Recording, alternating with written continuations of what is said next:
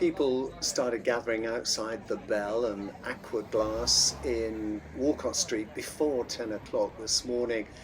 The family had asked for people to wear something bright with flowers, and as you can see, a lot of people who came actually did that. Quite a turnout. It wasn't long before a horse-drawn hearse arrived, bearing the body of Adrian in a bamboo coffin. It was a bit damp, but the rain held off, and before long the procession began, led by the Reverend Roger Driver, the rector of St Michael's, in the company of the Reverend Tim Cleghorn, the vicar of St Swithun's. As they told me, we top and tailed Walcot Street, which of course was the street that meant so much to Adrian, and the street full of artisan traders that he did so much for over 20 years. I was quite amazed at the number of people who'd gathered to follow the coffin along Walcot Street, the short journey through the High Street, through Bath Abbey, where the funeral service was going to be held. Just an amazing sight. There must have been several hundred people who'd gathered and who were following the cortege, the funeral cortege, to the Abbey. I'll just let you take in some of the images, and if you were there this morning, I know the family were very grateful for your support and your show of affection for Adrian. I can't say I was close friends with the family, but I had done many stories with Adrian and Annette, things that he did for Walcot Street.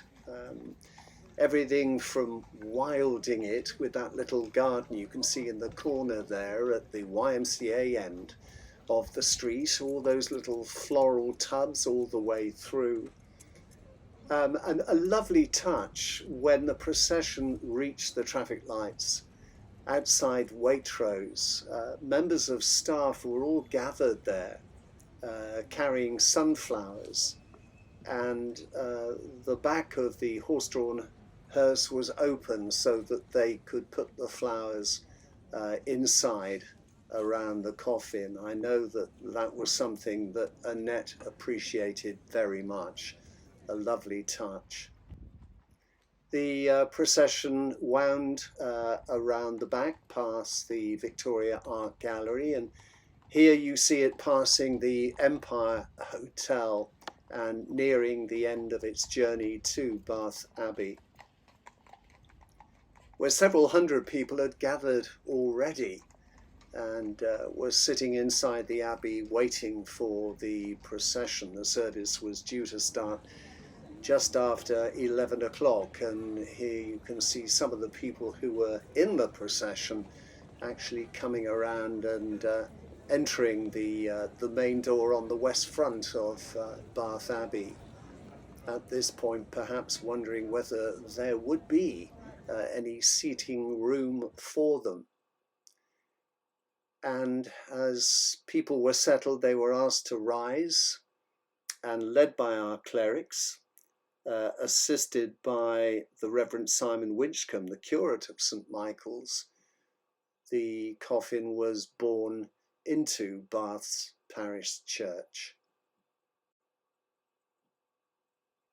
I didn't cover the service. I think that's a private and personal thing, but I do have a comment from the Reverend Roger Driver. There's not going to be the opportunity in this gathering, but I wish we could, but one by one, go round and share a story about Adrian. We'd be here for a long, long time, but that's good. And when we remember Adrian, we're not just here in the Abbey, throughout the rest of the day, and actually in the days, weeks, months and years to come, we will remember his life.